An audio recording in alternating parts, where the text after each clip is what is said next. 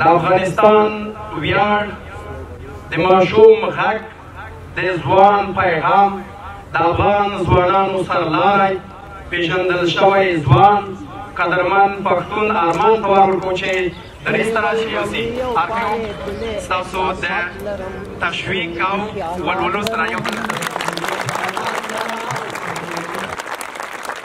بسم الله الرحمن الرحیم. ټولو درنو ګرانو قدرمنو زده کوونکو استادانو مشرانو کشرانو بالخصوص ټولو درنو میلمنو ته امیرزی صاحب او نور درانه ټول مشرانو تاسو ټولو ته ډیر زیات سلامونه وړاندې کوم. نیکې هیلې الله دې وکړي چې راته روغ جوړ اوسئ، صحتمند اوسئ او د عافیت جامې مو پر تن وي. زه پښتون ارمان یو ځل بیا هم ستاسو په درانه چوپړ کې ستوري له ارمان سره په خپرونه کې حاضر شوم او ستاسو تر څنګ راغلم. لکه څنګه چې زمونږ د خپرونې نوم دی ستوري له ارمان سره، او همداسې زه هم د ستورو څنګ ته راغلی یم. ومې غوښتل چې یوه بله خوندوره خپرونه هم د خوست ولایت د ځوانانو سره د استعدادونو سره د تکړه با استعداده زده کوونکو سره ولرم او څنګ ته یې راشم او د هغوی سره یو په زړه پورې رقابت ولرم. نو په لومړي سر کې خو ډیره زیاته مننه کوم د غرغښت د لیسې څخه د مدیر صاحب څخه چې دوی موږ ته وخت راکړ چې موږ راشو دلته د دوی د زده کوونکو تر څنګ او دلته یو په زړه پورې رقابت ورسره ترسره کړو او د دوی زده کوونکي وازمایو چې دلته زده کوونکو ته څومره کار شوی دی او زده کوونکي څومره مینه او علاقه لري له زده کړو سره او څومره زحمت باسي په خپلو درسونو کې. نو دا چې ډېر مشرانو موږ ته وویل چې خوست ولایت کې حتما باید غرغښت لیسې ته لاړ شئ. نو موږ به هم زه هم ډېر حیران وم چې ولې داسې مشران غرغښت لیسه ډېره خوښوي او ولې موږ ته وایي چې غرغښت لیسې ته باید لاړ شو. نو نن زه پوه شوم چې مشرانو په دې خاطر غرغښت لیسه ډېره خوښوله ځکه چې په خوست ولایت کې لومړنۍ لیسه چې تاسیس شوله غرغښت لیسه وه او همداراز زمونږ ډېری درانه مشران درانه قدرونه لکه پیر محمد کاروان صاحب او داسې فکر کوم چې امیرزی صاحب به هم وي په دې لیسې کې خپل لومړنۍ زده کړې کړي دي او تعلیمي کال درسونه یې په همدې لیسې کې هم لوستي دي.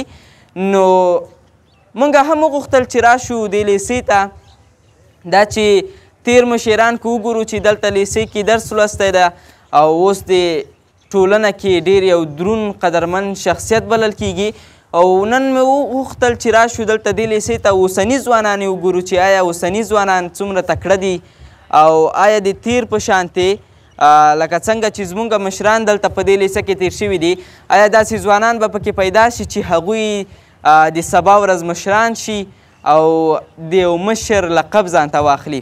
نو زه ډېر زیات خوشحاله یم چې راغلی یم بیا هم د خوست ولایت د ځوانانو څنګ ته او د دوی تر څنګ یو په زړه پورې رقابت لرم. هیله مند یم چې تاسې ټول راسره تر پایه ملتیا وکړئ او د نن ورځې خپرونې څخه خوند واخلئ او یو څه برداشت کړئ. نو مخکې له دې چې رقابت ته راشم، مخکې له دې چې زه رقابت ترسره کړم دا چې ټول زده کوونکي به دې ته په تمه وي چې زه رقابت شروع کړم، خو راځم یوې موضوع ته. یو کوچنۍ موضوع ده، یو څو لنډې خبرې به تاسو سره پرې شریکې کړم، بالا هغه به بیا رقابت ته راشم او د زده کوونکو سره به په زړه پورې رقابت ترسره کړم. موضوع داسې ده چې د زده کوونکو د یو ځوان د یو ماشوم په ژوند کې کورنۍ څه رول لري. کورنۍ باید څه وکړي د خپل اولاد لپاره، د خپل هغه نوي نسل ځوانانو لپاره چې هغوی د سبا ورځ د یو هیواد آینده بلل کیږي. کوم کارونه باید په نظر کې ونیسي، کوم کارونه باید ترسره کړي او څه باید وکړي، څه دنده لري، څه رول لري یو کورنۍ چې هغه باید په خپل نظر کې ونیسي. نن ورځ به په دې باندې خبرې کوو. دا چې کورنۍ د یو ځوان لپاره، د یو ماشوم لپاره، د یو زده کوونکي لپاره لومړنی ښوونځی بلل کیږي او دا باندې به تاسې ټول هم پوهیږئ چې مور او پلار د یو ماشوم لپاره لومړني استادان دي چې ماشوم ته ادب ورښیي، اخلاق ورښیي او داسې نور په علم او ادب برخه کې ورته دوی ته کار کوي او دوی ته ډېر څه ورزده کوي. نو څه باید وکړي کورنۍ کومې دندې باید په نظر کې ونیسي او هغه باید ترسره کړي. لومړنۍ دنده لومړنی رول د یو کورنۍ په د یو ماشوم په ژوند کې دا دی چې مخکې له دې چې یو ماشوم په ښوونځي کې شامل شي، یعنې هغه ماشوم وي، هغه عمر دومره نه وي چې ښوونځي ته لاړ شي، نو کورنۍ دلته څو کارونه دي چې باید په نظر کې ونیسي او هغه ترسره کړي.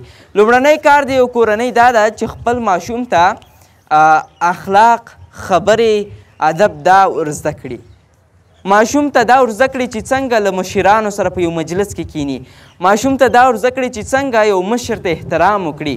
ماشوم ته دا ورزده کړي چې څنګه له نورو سره خبرې وکړي. ماشوم ته دا ورزده کړي چې څنګه له خپلو همزولو سره خبرې وکړي. څنګه یو څه ډول اخلاق باید ولري. دلته کورنۍ باید دا ادا کړي او دا کارونه ترسره کړي. د دې ترڅنګ کورنۍ دا وظیفه لري چې خپلو ماشومانو ته د ادب له لارې، د علم له لارې زده کړه ورکړي، یعنې هغوی علم و ادب او اخلاقو ته تعلیم ته وهڅوي. یعنې ماشومان خو څه دومره نه وي چې هغوی لاړ شي درس ولولي او مطالعه وکړي، خط ولولي، یو زده کړه وکړي، خو کورنۍ دلته اړ ده چې خپلو ماشومانو ته د یو هنر له لارې، د یوه لوبې له طریقه خپلو ماشومانو ته یو څه ورزده کړي. د بېلګې په توګه لکه رنګ جوړول، چې دا د ماشومانو لپاره ډېرې یوه جالبه خبره هم وي او هغوی دې ته ډېر لیواله وي چې هم د ماشومانو لپاره یوه لوبه بلل کیږي او هم د ماشومانو لپاره یو هنر بلل کیږي.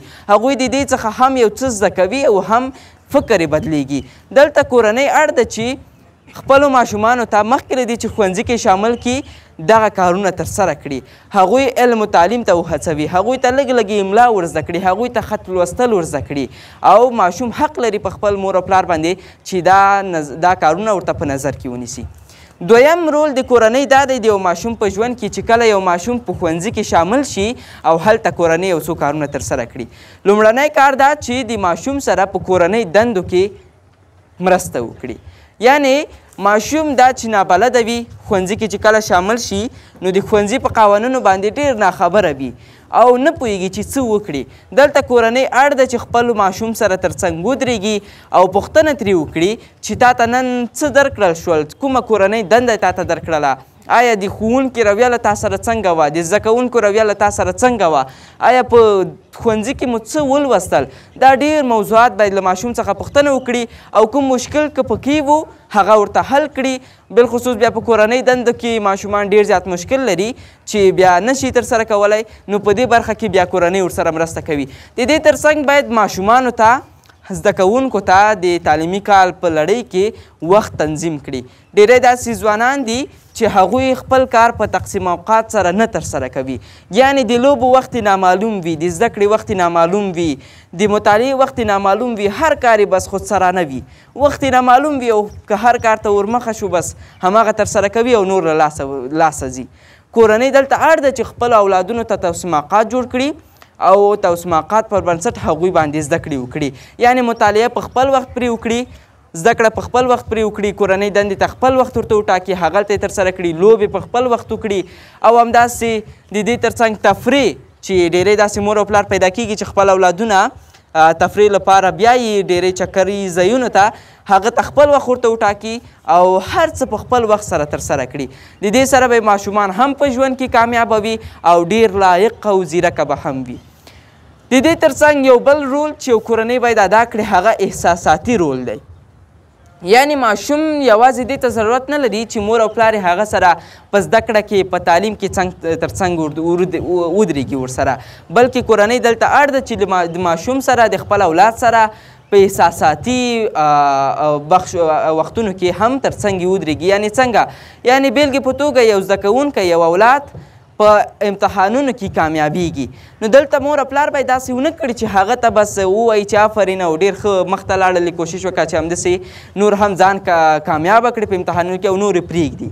نه، ماشوم که داسې تشویق شي له کورنۍ له طرفه، هغه بیا بل ځل ته ځان ناکاموي. ولې هغه وایي چې دې ته که کورنۍ ارزښت ورنه کړي نو زه ولې ارزښت ورکړم؟ دا چې کورنۍ ما ته ارزښت نه راکوي چې زه ځان کامیابه کړم، نو زه ولې زحمت وباسم؟ زه ولې باید په خپلو درسونو کې ځان کامیاب کړم؟ نو دلته کورنۍ اړ ده چې خپل اولاد تشویق کړي، هغه ته داسې کورنۍ پیدا کېږي خپل اولادونو ته تحفې اخلي چې تر څو هغوی زحمت وباسي د بل ځل لپاره چې ځان کامیاب کړي. یا یو بل مثال، مثلا یو زده کوونکی ناکام کیږي په امتحانونو کې، نو کورنۍ باید داسې ونه کړي چې هغه ته جزا ورکړي، هغه ووهي، هغه ته بدرد ووایي او هغه ته ډیره سخته جزا ورکړي. دې سره ماشوم ناهیله کیږي او ډیری کسان به داسې فکر کوي چې یو څوک چې په ژوند کې ناکامه شي او داسې نه چې په خپله ناکامه شي، یعنې که مونږ یې ناکامه کړو هغه بیا بل ځل ته بیا کوشش کوي چې کامیابه کړي ځان. نه، د دې سره که یو څوک ناکامه شي په داسې یو طریقې سره هغه بل ځل ته هم ناکامه پاتې کیږي. کورنۍ اړ ده چې هر کله یو زده کوونکی یا اولاد یو ماشوم ناکامه شو په ژوند چارو کې، په زده کړو کې، نو باید یې تشویق کړي، ورته ووایي چې خیر مه پسې ګرځه، دا ژوند دی، دې کې هر څه رامنځته کېږي، خو ته باید مبارزه وکړې، د سختو سره مبارزه وکړې، کړاوونه باید ووینې او ته باید ځان ناهیلې نه کړې، ځان مایوسه نه کړې، با انرژي واوسې او خپل ژوند کې ځان کوشش وکړي چې نورو وختونو کې کامیابیو ته ورسوي او خپل ژوند کې تل ځان کامیابه کړي. او یو بله آخري برخه چې کورنۍ باید په خپل رول پکې ادا کړي هغه دا چې د کور چاپیریال د خپلو ماشومانو هغه چاپیریال چې دوی پکې اوسي، که هغه ښوونځی وي، که هغه د کور وي، که هغه د دوی د کور ترڅنګ هغه منطقې وي، باید هغه کورنۍ ورته منظمه کړي. ډیری داسې زده کوونکي دي چې هغوی نظم نه مراعتوي. ولې نه مراعتوي؟ ځکه چې د هغوی چاپیریال منظم نه دی، نو هغوی چاپیریال چې منظم نه وي هغوی هم همغه خوی اخلي. کورنۍ باید خپلو زده کوونکو ته، خپل اولادونو ته چاپیریال منظم کړي. یو څه چې ډېر اړین دی هغه دا چې په هغه کورنۍ کې چې شخړې وي، په هغه کورنۍ کې چې یو بل ته احترام نه کیږي، په هغه کورنۍ کې چې نظم نه مراعت، همغه اولادونه، همغه نوي نسل ځوانان چې پکې رالویږي همغه خوی اخلي.